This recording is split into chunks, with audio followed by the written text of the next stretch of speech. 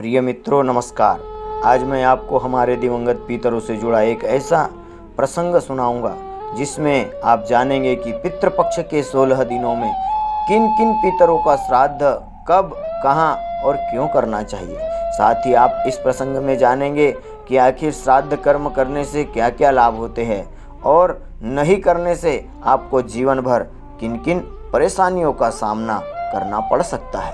तो आइए जानते हैं पितरों एवं पितृपक्ष के श्राद्ध कर्म की अद्भुत महिमा। प्रिय मित्रों, हिंदू धर्मशास्त्रों के अनुसार मनुष्य के दिवंगत पितरों के प्रति श्रद्धा व्यक्त करने के लिए ही प्रत्येक वर्ष भाद्रपद मास की पूर्णिमा तिथि से शुरू होकर आश्विन मास की अमावस्या तिथि तक कुल 16 दिनों तक पिंडदान, तर्पण, दान, पुण्य आदि कर्म श्रद्धा भाव से पितरों के निमित्त किए जाते हैं। इसे श्राद्ध पक्ष, पितृपक्ष और महालय भी कहा जाता है।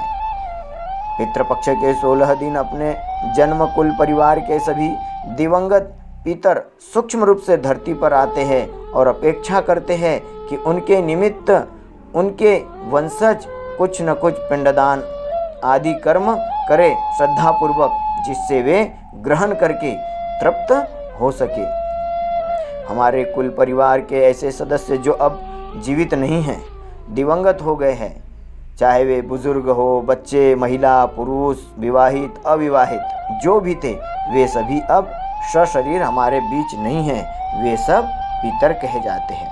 मान्यता है कि अगर हमारे पितरों की आत्मा को शांति और तृप्ति प्राप्त हो जाती है तो उनके बच्चों के घर परिवार में सदैव सुख शांति बनी रहती है। लेकिन अगर पितरों के निमित्त श्राद्ध कर्म आदि नहीं किए जाते हैं, श्रद्धा भाव उनके प्रति नहीं रखी जाती है, तो उनकी आत्माएं अतृप्त रहती है, भटकती है, अशांत मन से वो अपने वंशजों को दुख भी पहुंचाने का प्रयास करते हैं।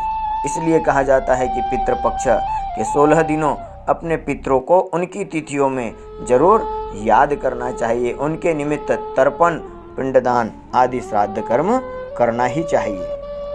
सर्व पितृ मोक्ष अमावस्या के दिन इनका श्राद्ध कर सकते हैं। मित्रों, आजकल की भागदौड़ भरी जिंदगी में अंग्रेजी कैलेंडर के कारण कई लोगों को तिथि याद ही नहीं रहती है।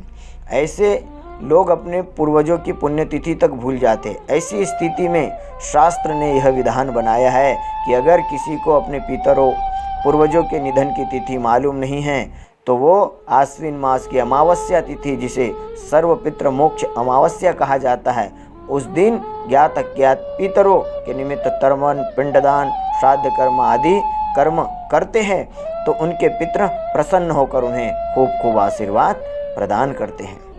आश्विन मास के कृष्ण पक्ष के 16 दिनों में प्रतिपदा से लेकर अमावस्या तक यमराज पितरों को मुक्त कर देते हैं और समस्त पितृ अपने अपने हिस्से का ग्रास लेने के लिए, कहा जाता है, अपने वंशजों के समझ धरती लोक पर आते हैं। पितृपक्ष के दौरान हजारों की संख्या में लोग अपने पितरों का पिंडदान घर या कई तीर्थ स्थलों में जाकर करते हैं, जिससे उनके पितरों को मोक्ष की प्राप्ति होती है। कहा जाता है मित्रों, पितृपक्ष में श्राद्ध कर्म करने के लिए शास्त्रों में दिन में ही इस समय श्राद्ध कर्म करने का विधान बनाया गया है, क्योंकि इससे पितृ प्रसन्न हो जाते हैं और इसी से अक्षय फल की प्राप्ति होती है। मित्रों, कुतुब मुहूर्त पितृपक्ष के 16 दिनों में कुतुब मुहूर्त दोपहर 11:36 से लगभग 12:24 तक रहता है, जो प्रतिवर्ष यही समय रहता है।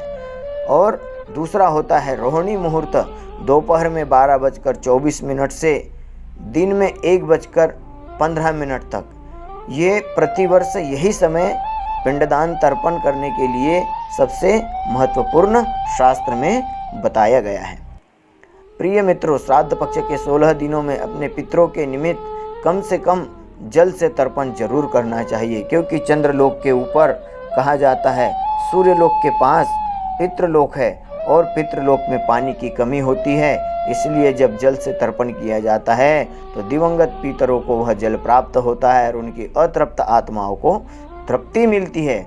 इसलिए तर्पण करना ही चाहिए। प्रिय मित्रों, प्राचीन परंपरा के अनुसार मान्यता है कि मरने के बाद दिवंगत पितरों के निमित्त पिंडदान तर्पण करने से अतृप्त आत्माएं तृप्त एवं मुक्त होकर अपने वंशजों को आशीष प्रदान करती है। हमारे शास्त्र कहते हैं कि अगर किसी पुण्य पवित्र तीर्थ स्थलों में श्राद्ध करने से भटकती आत्माओं को मोक्ष मिल जाता है। इसीलिए अगर आप देश के इन तीर्थ क्षेत्रों में जाकर के अपने पितरों के निमित्त तर्पण करेंगे तो निश्चित ही उनकी आत्माएं मुक्त हो सकती है। बिहार में गया देवभूमि, गया को मोक्ष की भूमि कहा गया है, जो भगवान विष्णु का नगर माना जाता है। यह मोक्ष की भूमि भी कहलाती है। विष्णु पुराण और वायु पुराण में इसकी चर्चा की गई है। विष्णु पुराण के अनुसार गया में पिंडदान करने से पूर्वजों को मोक्ष मिलता है और वो सीधे स्वर्गलोक में वास करने लगते हैं। इसलिए पितृ के लिए सबसे महत्वपूर्ण स्थान बिहार का गया बताया गया है। अगला है उत्तराखंड के हरिद्वार में गायत्री तीर्थ शांति कुंज हरिद्वार। शांति कुंज को वेद माता गायत्री का साक्षात निवास स्थान माना जाता है। यहाँ साक्षात गायत्री माता और यज्ञ भगवान निवास करते हैं। शांति कुंज में 365 दिन श्राद्ध कर्म किए जाते हैं। पितृपक्षों के दिनों में यहाँ पर श्राद्ध कर्म वालों की भीड़ लगी रहती है। यहाँ अतृप्त आत्माओं को शीघ्र मुक्ति मिल जाती है। अगला है उत्तराखंड के बद्रीनाथ धाम में। 4 प्रमुख धामों में से एक बद्रीनाथ धाम में ब्रह्म कपाल क्षेत्र में अपने पितरों की आत्मा की शांति के लिए पिंडदान करना चाहिए। यहाँ कहा जाता है पांडवों ने भी अपने पितरों का पिंडदान किया था। अगला जो तीर्थ क्षेत्र है उत्तर प्रदेश का इलाहाबाद, जिसे तीर्थराज प्रयाग भी कहा जाता है, जहाँ 3 प्रमुख नदियाँ गंगा, यमुना और सरस्वती का संगम होता है। पितृपक्ष में बड़ी संख्या में लोग यहाँ अपने पूर्वजों को श्राद्ध देने आते हैं। यहाँ पितृगण मुक्त हो जाते, ऐसा कहा जाता है। ऐसी मान्यता है कि काशी में मरने पर व्यक्ति को मोक्ष मिलता है। काशी भगवान शिव की नगरी है और काशी में पिशाच मोचन कुंड पर श्राद्ध का विशेष महत्व है।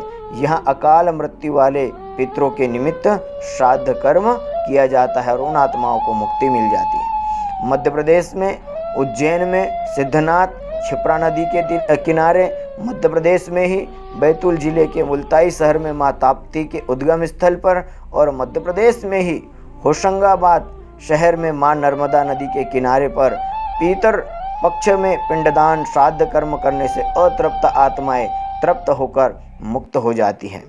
प्रिय मित्रों, अपने पितरों की मृत्यु तिथि के अनुसार श्राद्ध पक्ष की इन तिथियों में उनका तर्पण पिंडदान श्राद्ध कर्म करना चाहिए। पहला श्राद्ध होता है, पहले दिन उन पितरों को श्राद्ध करना चाहिए जिनकी मृत्यु पूर्णिमा तिथि को हुई है। दूसरे दिन उनका श्राद्ध करना चाहिए जिनकी मृत्यु प्रतिपदा तिथि को हुई हो। इस तिथि को नाना नानी का श्राद्ध भी किया जा सकता है। तीसरे दिन उन पितरों को श्राद्ध करें जिनकी मृत्यु द्वितीया तिथि में हुई है। चौथे दिन उन पितरों को श्राद्ध करें जिनकी मृत्यु तृतीया तिथि को हुई है। श्राद्ध पक्ष के 5वें दिन उन पितरों को श्राद्ध करें जिनकी मृत्यु चतुर्थी तिथि को हुई है। 6वें दिन उन पितरों को श्राद्ध करें जिनकी मृत्यु पंचमी तिथि को हुई है। 7वें दिन उन पितरों को श्राद्ध करें जिनकी मृत्यु षष्ठी तिथि को हुई है। 8वें दिन उन पितरों का श्राद्ध करें जिनकी तिथि मृत्यु तिथि सप्तमी तिथि है। 9वां श्राद्ध, इस दिन उन पितरों का श्राद्ध करें जिनकी मृत्यु अष्टमी तिथि को हुई है। 10वां श्राद्ध कृष्ण पक्ष की 9वीं तिथि को, इस दिन उन पितरों का श्राद्ध करें जिनकी मृत्यु 9वीं तिथि को हुई है। साथ ही इस तिथि को विशेष रूप से माताओं, परिवार की समस्त स्त्रियों का श्राद्ध भी इसी 9वीं तिथि को किया जाता है, इसलिए मात्र नवमी से कहा जाता है। 11वां श्राद्ध, इस दिन उन पितरों का श्राद्ध करें जिनकी मृत्यु 10वीं तिथि को हुई है। 12वां श्राद्ध, इस दिन उन पितरों का श्राद्ध करें जिनकी मृत्यु एकादशी तिथि को हुई है। 13वां श्राद्ध, इस दिन उन पितरों का श्राद्ध करें जिनकी मृत्यु द्वादशी तिथि को हुई है। इस तिथि को उन लोगों का भी श्राद्ध किया जाता है जिन्होंने मृत्यु से पूर्व संन्यास ले लिया था।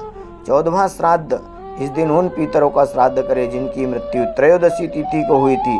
इसी दिन घर के मृत छोटे बच्चों का भी श्राद्ध किया जाता है। चतुर्दशी तिथि को केवल उन मृत जनों का श्राद्ध करना चाहिए जिनकी मृत्यु किसी धारदार हथियार से हुई हो, उनका कत्ल हुआ हो, जिन्होंने आत्महत्या की हो या जिनकी किसी हादसे में अकाल मृत्यु हुई हो। इनका श्राद्ध अमावस्या तिथि को भी किया जा सकता है। 16वां श्राद्ध। मित्रों, भादो मास की अमावस्या तिथि, इस दिन उन पितरों का श्राद्ध करें जिनकी मृत्यु अमावस्या तिथि, पूर्णिमा तिथि और चतुर्दशी तिथि को हुई हो। प्रिय मित्रों, उपरोक्त तिथियों के अलावा भी सर्व पितृ मोक्ष अमावस्या तिथि को वह लोग भी श्राद्ध करें जिन्हें अपने पितृ की तिथि याद न हो। तो प्रिय मित्रों, पितरों एवं श्राद्ध पक्ष से जुड़ी यह अद्भुत जानकारी आपको कैसी लगी, हमें वीडियो के कमेंट बॉक्स में ज़रूर बताएं। अगर आप हमारे चैनल पर नए हैं और ऐसी दुर्लभ जानकारी वाले वीडियो देखना पसंद करते हैं तो हमारे वीडियो चैनल को ज़रूर सब्सक्राइब करें, ज़्यादा से ज़्यादा शेयर करें और अपने पितरों की कृपा के अधिकारी बने। साथ ही पास में बेल आइकन को भी ज़रूर दबाएं।